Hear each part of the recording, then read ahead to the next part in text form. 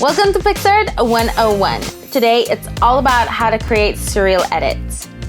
Surreal edits are out of the world cool, but can look intimidating.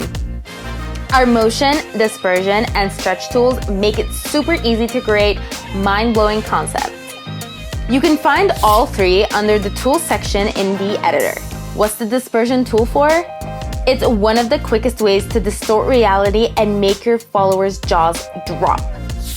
Simply highlight the area you would like to disperse into tiny particles and hit the arrow in the top right corner.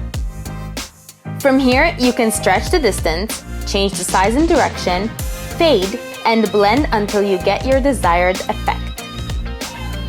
Next up, how to add motion to still photos. You can slide right into the surreal editing world in style with our motion tool. All you have to do is use our auto-detect portrait mode or manually outline the area you would want to apply the motion to and drag.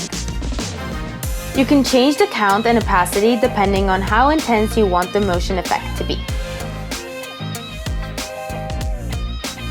Last but not least, the stretch tool.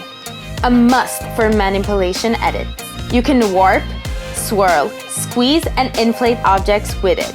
You'll want to tap on the icons to increase the power and size. Before you start, you can tap the lock icon and brush any areas that you want to preserve.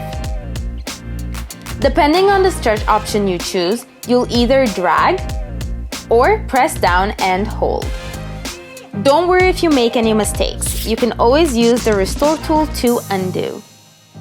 That's all for today.